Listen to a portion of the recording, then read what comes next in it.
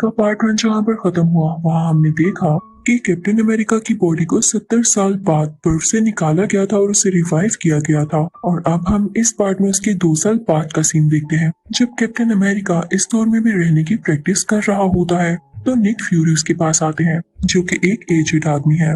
वो captain America से एक मिशन के बारे में बात करते हैं जिसमें कैप्टन अमेरिका की साथ ही एक लड़की होगी और उसका नाम नताशा है।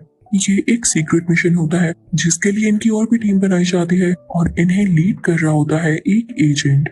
ये मिशन बेसिकली कुछ लोगों को हाइड्रा की कैद से बचाना था जो कि एक शिप में कैद थे। अब कैप्टन अमेरिका अपनी टीम के साथ उस शिप पर जाता है। वहां पर जाते ही हम वहां के लीडर को देखते हैं जिसका नाम जॉर्ज होता है। यहाँ इन दोनों में लड़ाई होने लगती है। जॉर्ज कैप्टन अमेरिका को किक्स मारने लगता है और अपने हाथों से भी उस पर अटैक कर रहा होता है, लेकिन कैप्टन अमेरिका अपनी शील्ड से अपना डिफेंस करता है।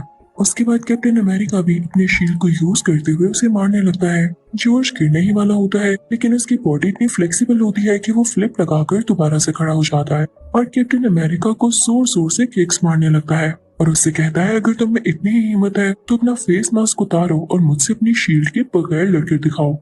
कैप्टन अमेरिका अपनी शील्ड को पीछे लगाता है और अपना मास्क उतार लेता है और अब उन दोनों में बहुत जबरदस्त फाइट स्टार्ट होती है। कैप्टन अमेरिका यानी स्टीव भी जॉर्ज को काफी मार रहा होता है और आगे से जॉर्ज भी कुछ कम वार नहीं कर रहा होता। तभी कैप्टन अमेरिका को बहुत गुस्सा आ जाता है और वो उसे जोर से पकड़कर एक दरवाजे के साथ मारता है जिससे वो दरवाजा टूट जाता है और वो अंदर आकर गिरते हैं। जॉर्ज का सर जमीन के साथ लगता है जिससे वो थोड़ी देर के लिए बेहोश हो जाता है। ये वही रूम होता है जहाँ पर नताशा भी होती है। वो शिप से सारा डाटा एक यूएसबी में कॉपी कर रही होती है। तो तभी उसके पास कैप्टन अमेरिका आता है और वो कहती है कि बस मेरा काम हो गया, इससे पहले कि वे लोग यहाँ से निकले। जॉर्ज को होश आ जाता है, वो दोबारा से लड़ाई के लिए तैयार हो जाता है, लेकिन कैप्टन अमेरिका अपनी जान बचाते हुए यहाँ से अपने हेडक्वार्टर आ जाता है और निक फ्यूरी को सब कुछ बताता है। अब यहाँ पर निक फ्यूरी उसे 3 सैटेलाइट्स दिखाते हैं। इनकी मदद से वो किसी भी दुश्मन को तबाह कर सकते थे। साथ ही नताशा उन्हें वो यूएसबी दे देती है जिसके अंदर उसने उसी शिप का डेटा कॉपी किया था, जिसे पाकर निक फ्यूरी बहुत खुश होते हैं। लेकिन जब उसे देखते हैं तो उसमें बहुत ज्यादा कोड वर्डिंग होती है जिसे डीकोड करने के लिए इन्हें बहुत सारा टाइम चाहिए था और ये काम इतना आसान नहीं था। इनकी कंपनी का नाम शील्ड होता है जो कि बहुत फेमस होती है। ये वही कंपनी होती है जिसमें अब कैप्टन अमेरिका भी काम करता है और साथ ही साथ नताशा भी। लेकिन इन सबको खबर होती है कि शील्ड में एक ऐसा स्पाई है, यानी कोई एक ऐसा आदमी है जो कि हाइड्रा के साथ मिला हुआ है। हाइड्रा वही है जो शील्ड के अगेंस्ट है और उसका कोई आदमी यहाँ पर होना बहुत खतरे की बात है। अब निक फ्यूरी अपने घर जा रहे होते हैं कि तभी रास्ते में उनका एक एक्सीडेंट होता है और उन्हें चारों तरफ से घेर लिया जाता है। वो पुलिस होती है और तभी वहां पर हम एक आदमी को देखते हैं जिसने अपना फेस कवर कर रखा था, लेकिन उसे द विंटर सोल्जर के नाम से जाना जाता है।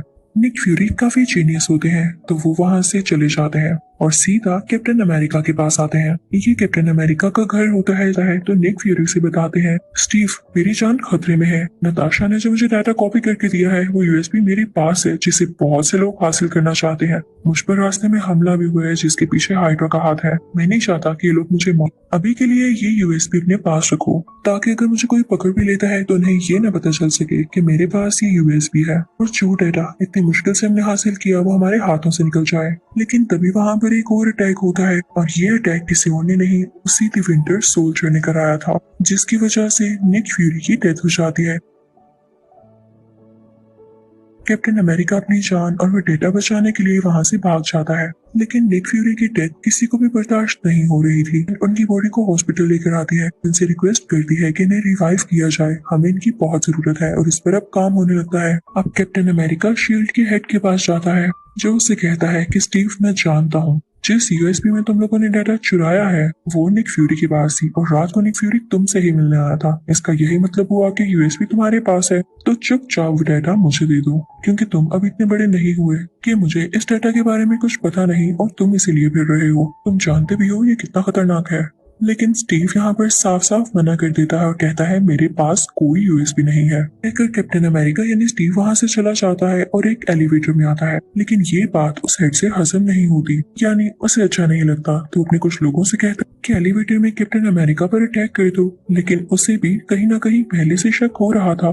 तो जैसे ही उस हेड के सारे लोग उस पर लिपटते हैं उसे मारने के लिए, तो कैप्टन अमेरिका उन्हें धकेलता हुआ एलिवेटर का बटन प्रेस कर देता है और खुद की जान छुड़वाता है, जिससे वो बाहर आ जाता है। उधर नताशा को भी कैप्टन अमेरिका की फिक्र हो रही होती है। वो उसे ट्रेस कर लेती है, वो उसको अपने पास बुलाती है। उससे वो यूएस में लेते हुए उस डेटा को पढ़ने की कोशिश करती है। इसको डिकोड करने के बाद इनको पता चलता है कि उनकी अपनी ही कंपनी जो कि शील्ड है, उसकी दूसरी ब्रांच एक और कंट्री में थी जहाँ पर इनका काफी ज्यादा डेटा है। तो अगर इन्होंने वो हासिल कर लिया तो इनकी एजेंसी शील्ड को काफी ज्यादा फायदा होगा। अब ये दोनों उस शहर में जाते हैं जहाँ पर ये एजेंसी की दूसरी ब्रांच होती है, लेकिन वहां जाते ही इन्हें पुराने कंप्यूटर्स के अलावा कुछ नहीं मिलता।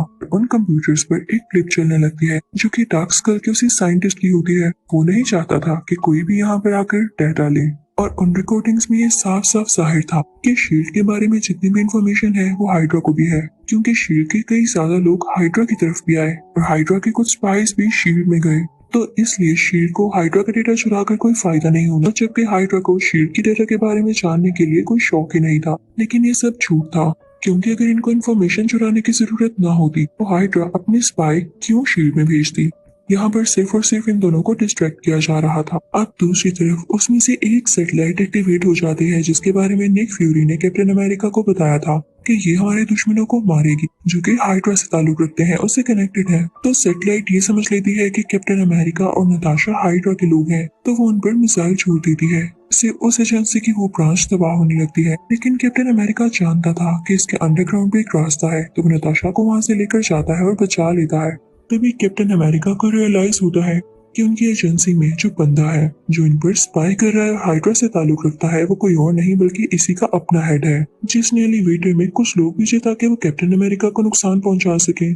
और इनका अपना ही बंदा ऐसा क्यों करेगा। और अब कैप्टन अमेरिका और नताशा शील्ड की एजेंसी में नहीं जा सकते थे, क्योंकि उस हेड ने इन दोनों को धोखेबाज कह दिया था और ना ही अब इनके पास कुछ वेपन्स बाकी थे। अब यहाँ से कैप्टन अमेरिका आर्मी यूनिट जाता है जहाँ पे वो अपने एक साथी से मिलता है जिसका नाम होता है फैल्कन, और उसका भी इस मूवी में बहुत मेन कैरेक्टर है। कैप्टन अमेरिका उसे सारी बात बताता है। तो अब ये तीनों यानी कैप्टन अमेरिका, फैल्कन और नताशा टीम अप कर लेते हैं। यहाँ पर ये तीनों जब टीम अप करते हैं तो इनको पता चलता है कि शील्ड में एक और स्पाई है जो कि हाइड्रा की तरफ से है। वो ग्लासेस वाला एक बार्ड आदमी होता है जिसे कैप्टन अमेरिका पकड़ लेता है और ब्लैकमेल करता है कि अगर तुमने मुझे सब कुछ सच सच ना बताया तो मैं तुम्हें मार दूंगा। अब यहाँ पर वो आदमी बताता है कि तुम लोगों ने जब उस डार्क स्कल का साइंटिस्ट देखा और वो तुमसे हाइड्रा के बारे में बातें कर रहा था, तो उसके बाद ही और इसी वजह से सैटेलाइट को ये लगा कि तुम लोग भी हाइड्रा के लोग हो और उसने तुम पर अटैक करने की कोशिश की और उस बिल्डिंग को भी तबाह कर दिया। तो हाइड्रा का यही प्लान है कि वो तुम लोगों की तीनों सैटेलाइट को अपने कब्जे में ले ले।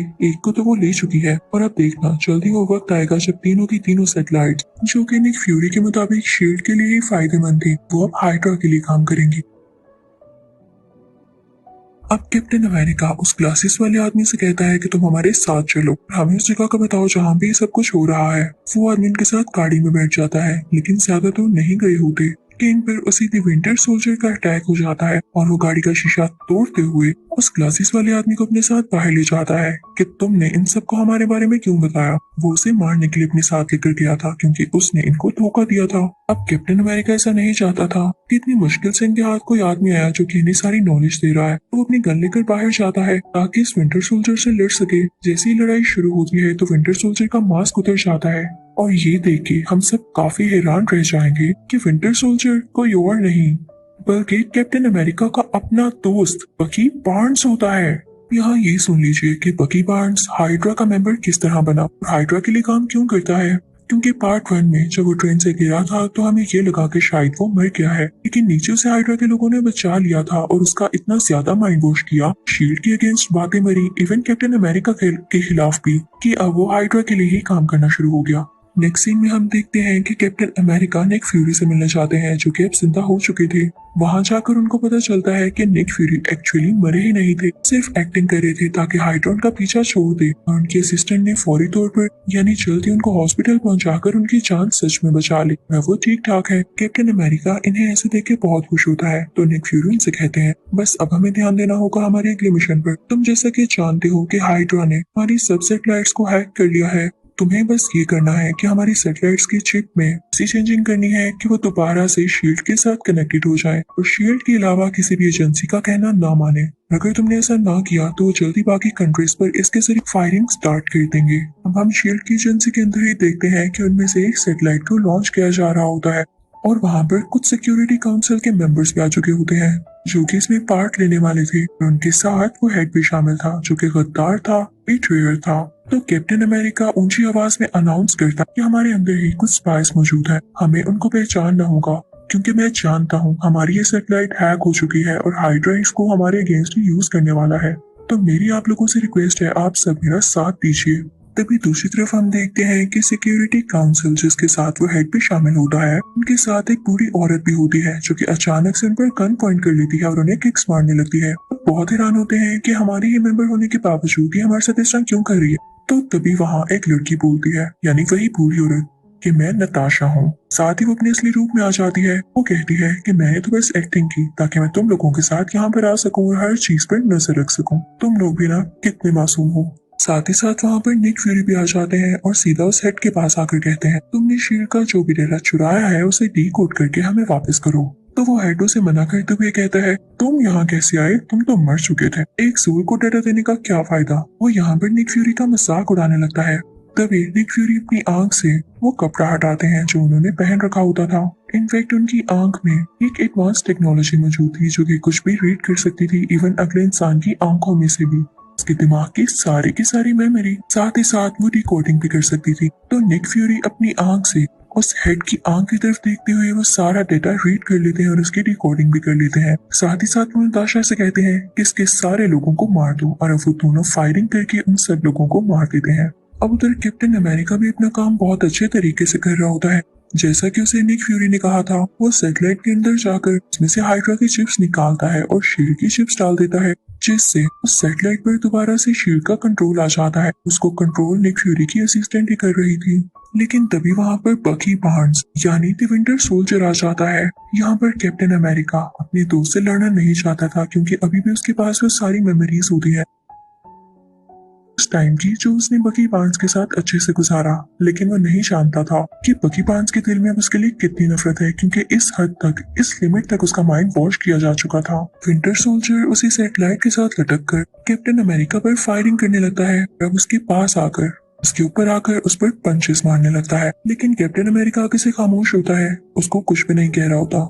लेकिन तभी सैटेलाइट में आग लगने लगती है, उसके कुछ पार्ट्स नीचे गिरने लगते हैं। तभी कैप्टन अमेरिका विंटर सोल्जर को अपनी बकी बार्न्स को ये बताता है कि ये सैटेलाइट अब हमारे कब्जे में है। तो विंटर सोल्जर भी उसे पंचेस मारने से रुक जाता है और उस सैटेलाइट के तबाह होते ही वो दोनों भी नीचे पानी में गिर जाते हैं।